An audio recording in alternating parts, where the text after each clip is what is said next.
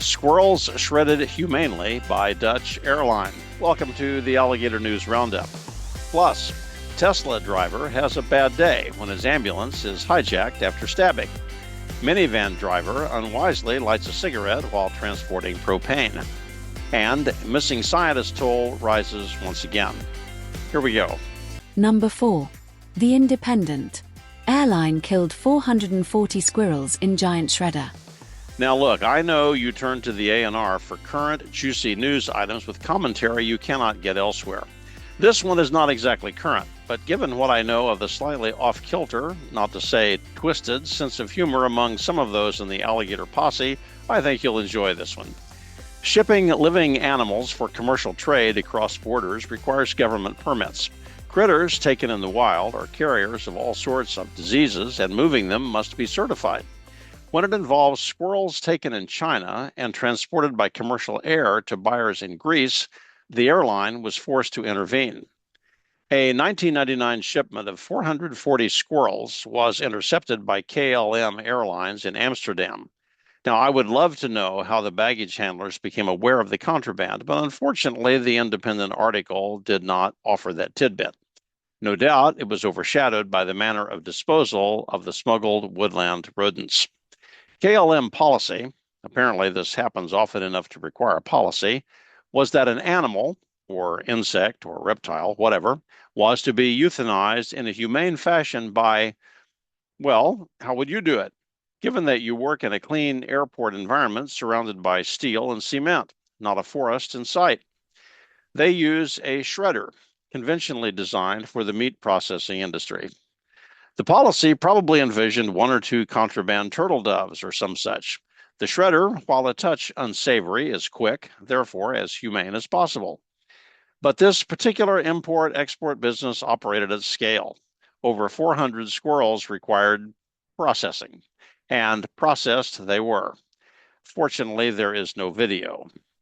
The squirrels were intended for investors who apparently wanted them for pets.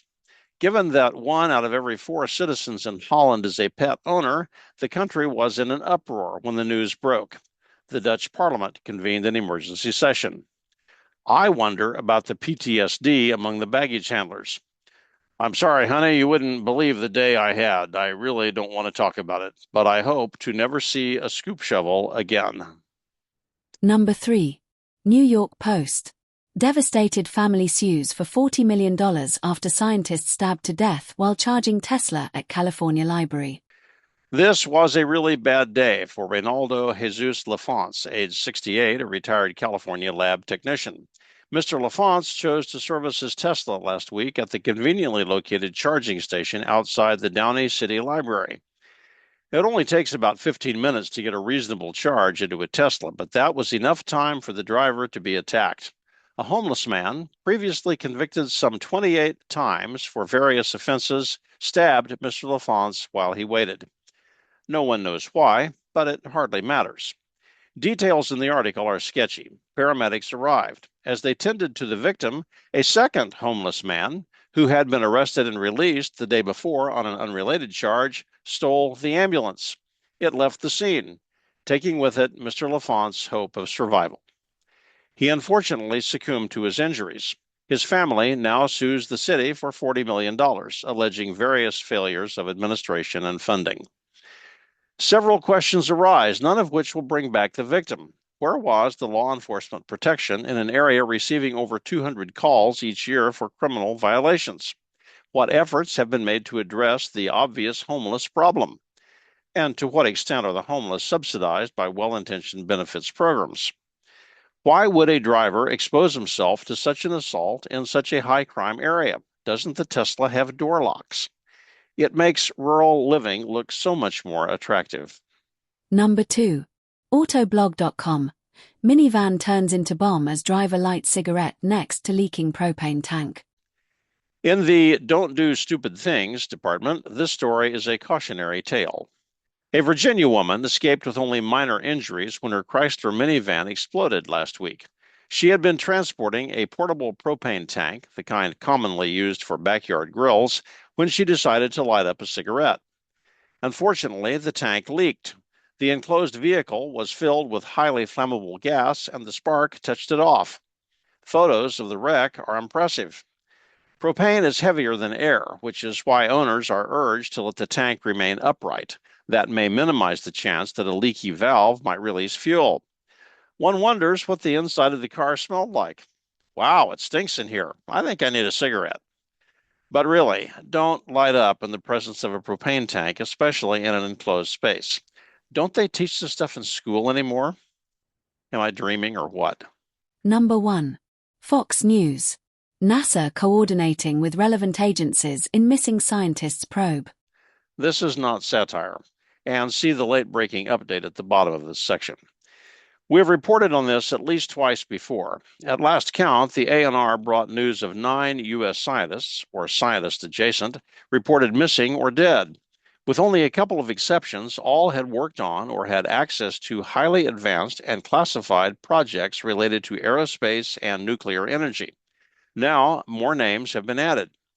These are, or were, people with significant career accomplishments employed at places like MIT, Caltech, NASA's Jet Propulsion Laboratory, and Los Alamos National Laboratories.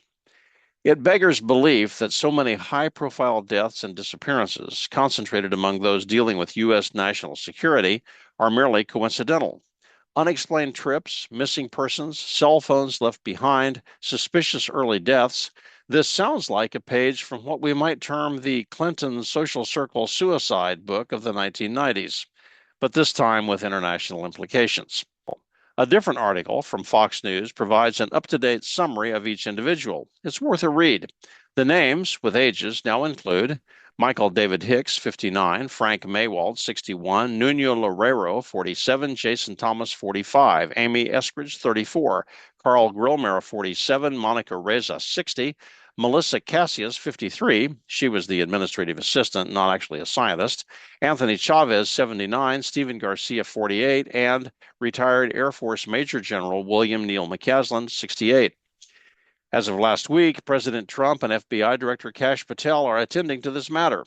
At last, it is getting some well-deserved national attention. It's good to know they read the ANR. Everyone should. And now, late-breaking news adds yet more names to the list of scientists gone. James Tony Moffett, age 60, NASA aerospace engineer, U.S. Navy test pilot, payload specialist who supported 14 space shuttle missions, died April 21, 2026, when his single-engine Mooney M20 crashed on landing in North Carolina. His family, also dead in the crash, were on board with him. Andrew Moffett, age 30, son of James Moffett above, research engineer and scientist at the University of Alabama in Huntsville's Research and Engineering Support Center, died April 21, 2026, in the same light aircraft crash that killed his father. Jeffrey Andrews, age 30, MIT Lincoln Laboratory, completed doctoral degree at Purdue. According to the obituary, he, quote, dreamed of becoming an astronaut, unquote. Died at 19 June 2025 when his single-engine Mooney M20 crashed on landing at Beverly, Massachusetts. By my count, that brings us to 14. I would never suggest the Jeffrey Andrews fatality from last year or the Andrew Moffett death this week were targeted in the same way as others on the list may have been. Their careers were new. Most others had 20-plus years in their field to develop notoriety. But these 30-year-olds were scientists in the aerospace segment, and if there is to be an investigation, they should be included. Without a doubt, the senior Moffett at age 60 ought to be added to the investigators list. As of this writing, the Jeffrey Andrews story has not yet been linked to the others. I stumbled across it with a simple browser search looking for the Moffett crash. Somebody should call Kash Patel and let him know. It is a sobering world out there. And thanks for joining the Alligator News Roundup for Friday, April 24, 2026. If you have a woods nearby, take a quiet walk and observe the squirrels at play. They're just trying to make a living like everyone else. Speak softly to them and enjoy this piece of God's creation. And you might offer a brief prayer for those minimum wage baggage handlers who had to deal with their situation. I cannot imagine the nightmares have gone away. And let's hope and pray that we get to the bottom of the gone scientist nightmare soon. Have a good weekend. Stay tuned for more information on the gone scientists. It is a mystery that needs to be solved. We will bring you what we can, but if you have information, please forward it to us. Enjoy your weekend.